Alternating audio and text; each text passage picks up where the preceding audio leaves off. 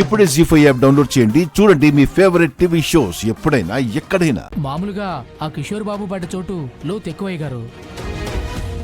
ఓ 8 ఏళ్ల క్రితం అక్కడ పడ్డ మనిషి పొద్దున కల్లా శవమై తేలాడు. కానీ కిషోర్ బాబు గారి విషయంలో అలా ఏం జరగలేదు. అదే ఏం అర్థం కావట్లేదయ్యా.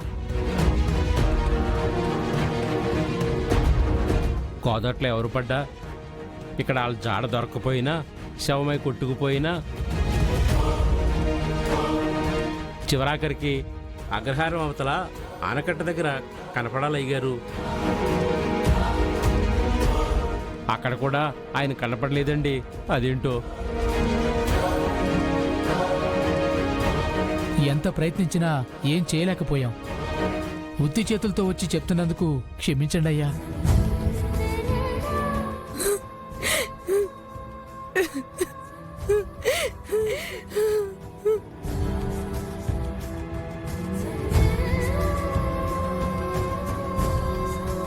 కష్టపడి వెతికారు, కనపడకపోతే మీరు మాత్రం ఏం చేస్తారు? జానకి,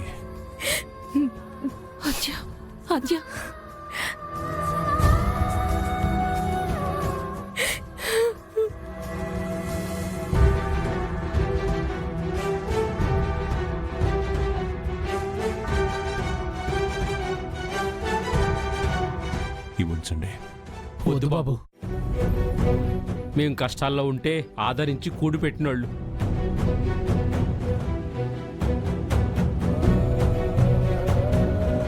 మీ మనిషిని వెతికి పెట్టాలని స్వచ్ఛందంగా వచ్చాం. డబ్బొద్దు అయ్యగారు. పర్వాలేదు సోమన్న, ఉంచండి. వస్తాం అయ్యగారు. హ్మ్.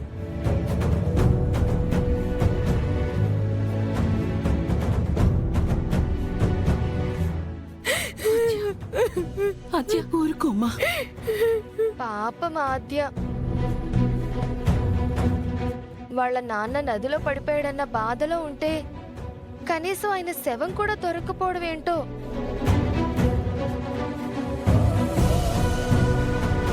తన తండ్రిని ఆఖరి చూపు చూసుకోవడానికి లేకుండా పోయింది. పార్వతి,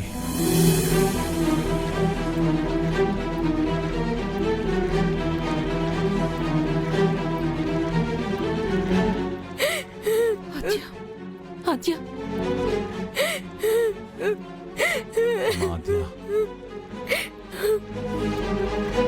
ఆద్య, ఏడవకమ్మా.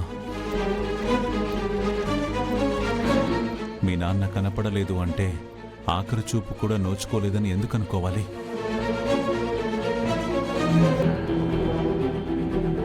మీ నాన్న బ్రతికే ఉన్నాడని నాకు అనిపిస్తుంది. నాన్న,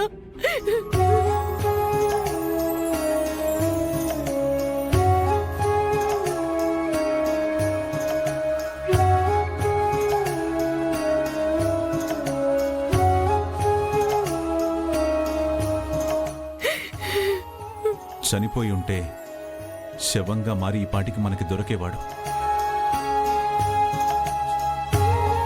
అలా జరగలేదు అంటే ఎక్కడో ఒక చోట బ్రతికే ఉన్నాడేమో.